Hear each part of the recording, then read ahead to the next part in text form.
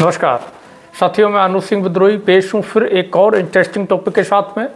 आज हम बात करेंगे उस नायक के बारे में जिसने इस देश का, भारत देश का सृजन किया, उस नायक के बारे में जिसको राष्ट्र निर्माता कहा जाना चाहिए, जो राष्ट्र का जनक है, जिसने देश को एकता के सूत्र में बांधा, जिसकी जयंती 31 अक्टूबर को हम राष्ट्रीय एकता दिवस के रूप में मनाते हैं, जिसको पूरा देश लौह पुरुष के नाम से बुलाता है, सरदार वल्लभ भाई पटेल।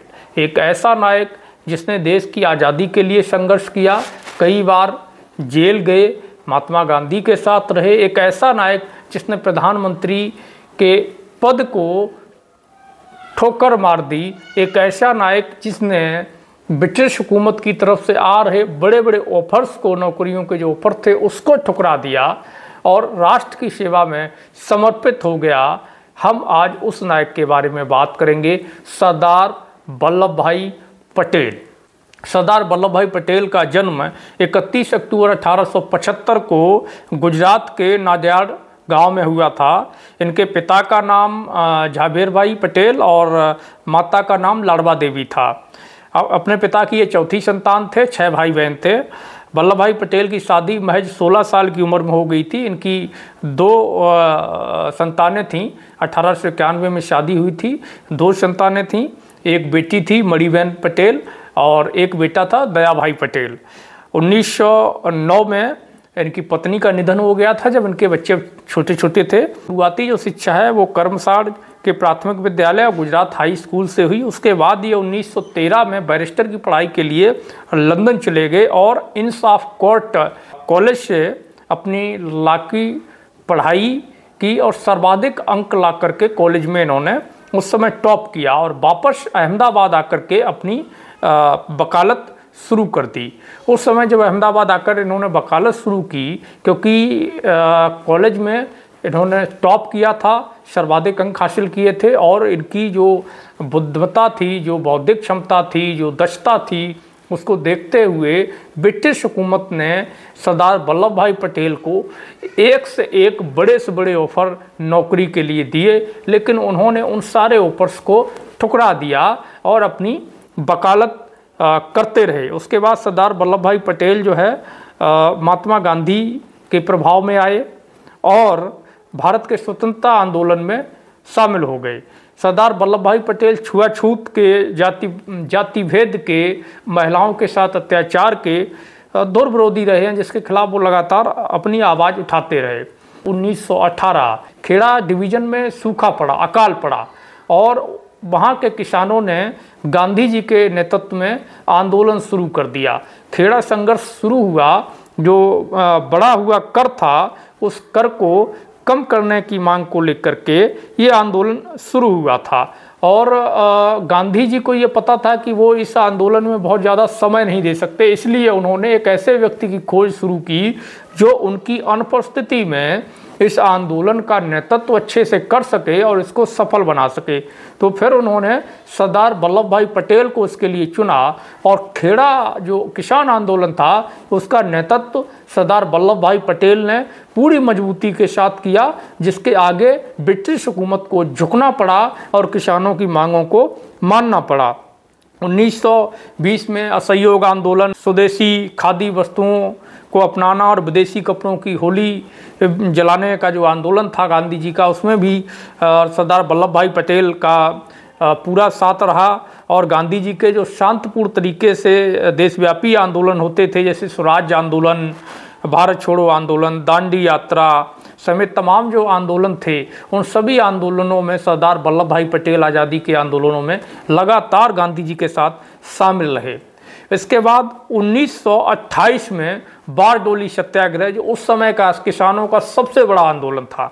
बारडोली सत्याग्रह गुजरात के किसानों ने अंग्रेज सरकार के खिलाफ किया था। जो 22% किसानों पर लगान लगाया गया था, उस लगान को कम करने के लिए उसके विरोध में ये आंदोलन सरदार वल्लभ भाई पटेल के नेतृत्व में शुरू हुआ था। ब्रिटिश हुकूमत ने पूरी क्रूरता के साथ आंदोलन का दमन करने की हर संभव कोशिश की, लेकिन सरदार वल्लभ भाई पटेल के आगे ब्रिटिश हुकूमत को घुटने टेकने पड़े और किसानों की मांगों को मानना पड़ा। अंग्रेज सरकार ने जो 22% कर था उसको घटा करके 6.3% पर कर दिया। उसी के बाद बारडोली सत्याग्रह जब सफल हुआ तो उसी की सफलता के बाद जो वहाँ किसान आंदोलन में महिलाएं थीं, उन महिलाओं ने वल्लभ भाई पटेल को सरदार की उपाधि दी। तो पहली बार 1928 में वल्लभ भाई पटेल को सरदार वल्लभ भाई पटेल के नाम से बुलाया गया और यहाँ से शुरू होता है आगे का सफ़र सरदार के रूप में, जो इन्होंने बखूबी पूरा किया, निभाया।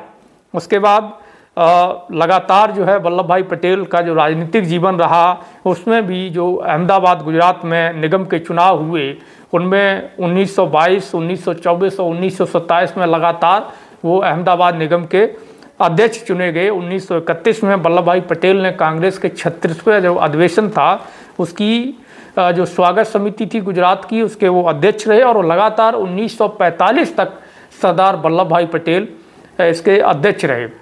और इसी दौरान इनकी बेटी जो मणिबेन पटेल थीं वो भी बड़ी हो चुकी थीं और पढ़ाई पूरी कर चुकी थीं, तो उन्होंने भी अपने पिता के संघर्ष में कंधे से कंधा मिला के पूरा साथ दिया और हर समय वो अपने पिता के संघर्ष में लगातार साथ खड़ी रही। जब देश आज़ाद हुआ तो 15 अगस्त 1947 को भारत के पहले उप प्रधानमंत्री और गृह मंत्री बने। हालांकि जो कांग्रेस के नेता थे और अन्य तमाम आम लोग थे वो सरदार वल्लभ भाई पटेल को प्रधानमंत्री के रूप में देखना चाहते थे, लेकिन गांधी जी की इच्छा का और बात का मान रखते हुए, सम्मान करते हुए सरदार वल्लभ भाई पटेल ने अपना नाम प्रधानमंत्री की दौड़ से हटा लिया और नेहरू भारत के प्रधानमंत्री, पहले प्रधानमंत्री बने। ये सोचिए, एक ऐसा नेता जिसने प्रधानमंत्री के पद को भी ठुकरा दिया था, एक ऐसा नायक जो सिर्फ और सिर्फ अपने राष्ट्र को समर्पित था किसी भी कीमत पर। सरदार वल्लभ भाई पटेल रियासत एकीकरण समिति के अध्यक्ष थे। हालांकि सरदार वल्लभ भाई पटेल ने जो उस समय 562 रियासतें थीं उनको एकीकरण को लेकर के आज़ादी से पहले ही अपना प्लान करना शुरू कर दिया था कि किस तरह क्या करना है। लेकिन जब वो अध्यक्ष बने तो उन्होंने पीबी मेनन को साथ लिया, रियासतें थीं उनको एक करने के लिए चल पड़े। सरदार पटेल सबसे पहले उड़ीसा पहुँचे। 23 राजा थे, 23 राजाओं की रियासतें थीं, 23 रियासतें थीं। उनसे कहा कि कुएं के मेढक मत बनो, महासागर में आ जाओ। यहाँ से वो सीधे नागपुर पहुँचे और 38 राजाओं से मिले। इसे सैल्यूट स्टेट कहा जाता था, यानी कि जब कोई उनसे मिलने आता था तो तोप छोड़कर सलामी दी जाती थी। जो भी उनसे मिलने जाता था तोप छोड़ करके सलामी दी जाती थी। पटेल ने इन राज्यों की बादशाहत को आखिरी सलामी दी और इनकी जो रियासतें हैं उनको समेट करके मुट्ठी में चल पड़े। इसके बाद ये सीधे काठियावाड़ पहुँचे। वहाँ 250 रियासतें थीं, कुछ रियासतें तो 20-20 गांव की थीं, 15 गांव की थीं। उन सभी का एकीकरण किया। उसके बाद सीधे ये पंजाब पहुँच गए। पटियाला का खजाना देखा तो खाली था। उसके बाद फरीदकोट पहुँचे तो फरीदकोट के राजा ने कुछ आनाकानी की, तो सरदार पटेल ने फरीदकोट के नक्शे को लाल पेंसिल से घुमाते हुए राजा से पूछा कि क्या मर्जी है। राजा कांपने लगा। रियासत भारत में विलय हो गई। 15 अगस्त 1947 तक केवल 3 रियासतें कश्मीर, जूनागढ़ और हैदराबाद बची थीं। बाकी सारी रियासतों को सरदार वल्लभ भाई पटेल ने भारत में विलय कर दिया था, मिला दिया था। इन 3 रियासतों में भी जो जूनागढ़ थी उसको 9 नवंबर को 1947 को मिला लिया गया था। जूनागढ़ का जो नवाब था वो दबाव, पब्लिक के दबाव से और रियासत को छोड़ करके सरदार पटेल के भय से वो जूनागढ़ छोड़ करके पाकिस्तान भाग गया। 1948 में हैदराबाद में केवल 4 दिन के लिए ऑपरेशन पोलो करना पड़ा। पुलिस की कार्रवाई जिसमें शामिल थी। लेकिन इस पूरी कार्रवाई में ना ही किसी तरह की हिंसा हुई, ना ही किसी का खून बहा, ना ही किसी पर लाठीचार्ज हुई, और अंततः जो हैदराबाद रियासत थी उसको भी भारत में मिला लिया गया। और इस तरीके से इस लौह पुरुष ने, सरदार वल्लभ भाई पटेल ने, उस नायक ने देश की 562 छोटी बड़ी देसी रियासतों को बगैर खून का एक कतरा बहे भारत में शामिल करके एक समृद्ध राष्ट्र का निर्माण कर दिया। तो जिसने राष्ट्र का निर्माण किया वही राष्ट्र का जनक हुआ, वही राष्ट्र का सृजन करता हुआ, वही राष्ट्र का उत्पत्ति करता हुआ। इसीलिए अगर हम सरदार पटेल को राष्ट्र निर्माता कहें और राष्ट्रपिता कहें तो इसमें किसी को कोई हर्ज नहीं होना चाहिए।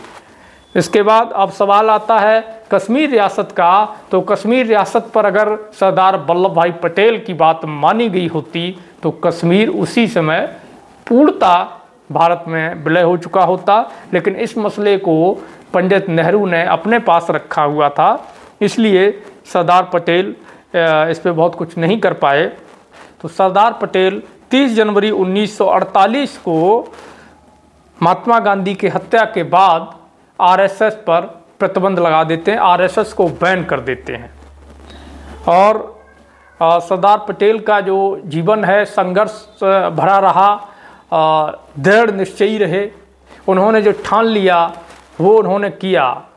जिस काम को उन्होंने अपने हाथ में ले लिया, एक बार मन कर दिया तो उसको फतेह करके ही पीछे कदम रखा। प्रांतीय संविधान समिति के अध्यक्ष रहे, रियासती एकीकरण समिति के अध्यक्ष रहे, मौलिक अधिकार अल्पसंख्यक और जनजातीय एवं बहिष्कृत क्षेत्रों में सलाहकार समिति, प्रांतीय संविधान समिति के सदस्य रहे।